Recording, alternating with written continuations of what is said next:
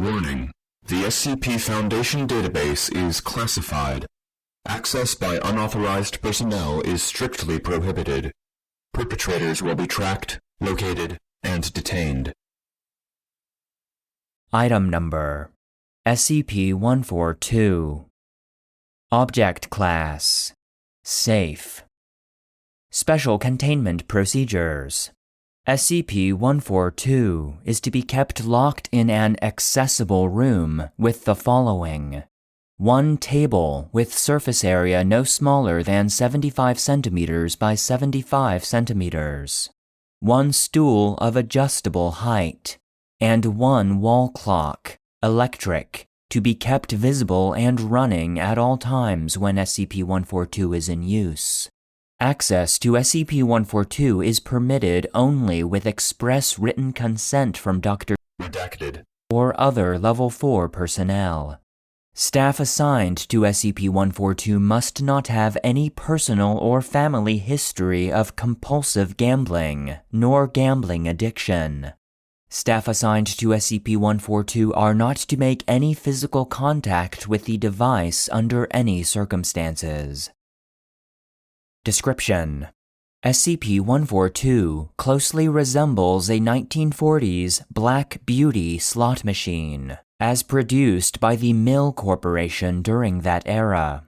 The only observed irregularity in the external construction of SCP-142 is found in the coin slot of the device, which has been modified to accept any item that will fit in a cylindrical space 5 cm in length and 2.45 cm in diameter.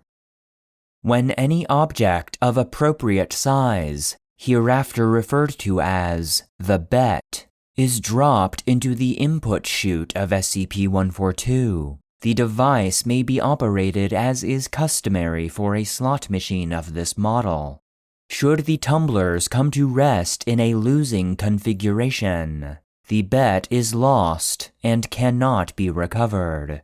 However, in the event that the tumblers come to rest in a winning configuration, between 2 and 200 indistinguishably identical copies of the bet are dispensed from the output chute of the machine. In the event that the bet consists of multiple objects, the output of the device, if any, consists of a random assortment of duplicates of the wagered items. Test data reveals the median payout from winning configurations to be 10 items, regardless of the number of items inserted. Human subjects allowed to interact with SCP-142 are affected by the object in 3 unique stages. Stage 1 begins immediately upon direct or indirect physical contact with the lever of the device. Subjects demonstrate mild giddiness and demonstrate a greatly diminished sense of the passage of time. If the subject has not exhausted the supply of betting material after 28 to 34 minutes of play, they will gradually enter the next stage. Subjects at Stage 2 appear compelled to bet larger and larger quantities of provided betting items, 5 to 20% of remaining material, until supplies are exhausted. Subjects also express the delusion that they are winning more frequently as a result of their altered betting strategy. In spite of this belief, the frequency of payout seems to be somewhat reduced at this stage. Stage 3 begins once all of the subject's betting material is lost, typically 10 to 12 minutes following the onset of Stage 2 if no additional betting material is provided to the subject by a third party. Subjects at this stage express a strong aversion to SCP-142 and will not continue to operate the device unless compelled with physical force. Subjects also express a moderate aversion to any action which would cause an object to pass through a hole, and express a strong, irrational fear that they will waste or lose something should they engage in the offending activities.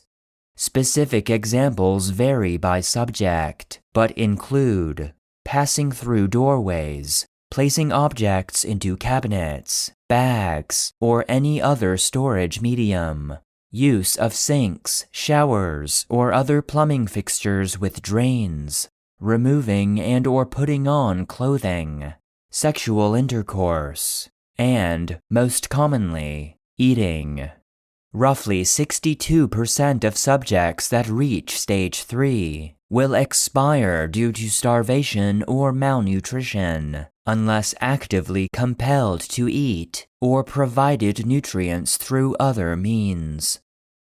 Any subject restrained or otherwise removed from interaction with SCP-142 during Stage 1 will recover in full within 1 hour. However, Stage 2 subjects separated from the device will enter Stage 3, and the effects of Stage 3 have proven permanent in all cases. Subjects in Stage 3 should be terminated at the conclusion of each experiment. SCP-142 was recovered on Date redacted. from an abandoned antique dealership in Redacted. Ohio, following a tip from Redacted. Records from that area indicate that the shop owner died of starvation roughly 5 years prior to retrieval of the device.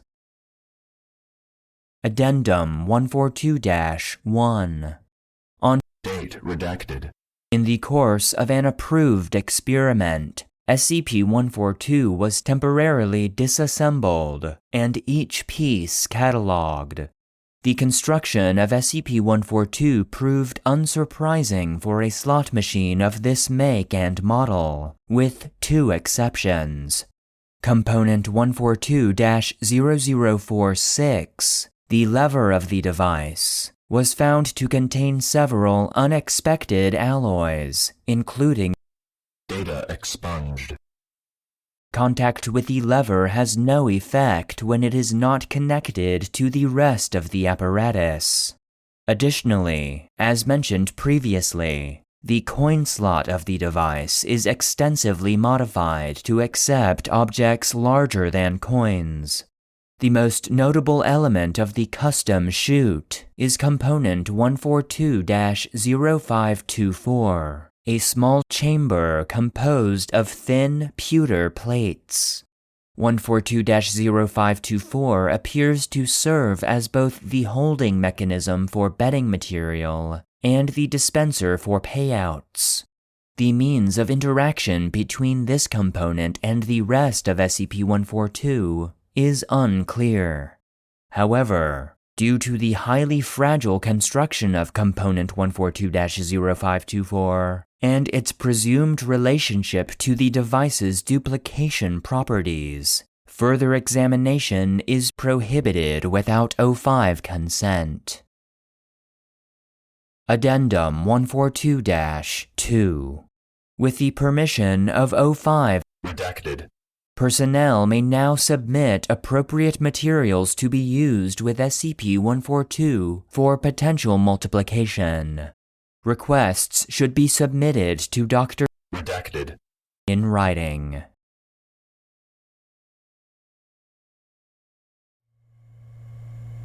End of file. The SCP Foundation database is produced and narrated by Joshua Alan Lindsay, and SCP-142, One-Armed Bandit, was written by Lumancer. Support for the database is solely provided by our patrons on Patreon. Please consider supporting the show at patreon.com/the SCP Foundation database to gain access to exclusive benefits, including bonus content, joke SCPs, merch, the ability to request episodes, and an invite to our private Discord server. If you enjoy the database, consider leaving a rating or review, and stay connected by following any of our social media profiles. Links can be found in the episode description.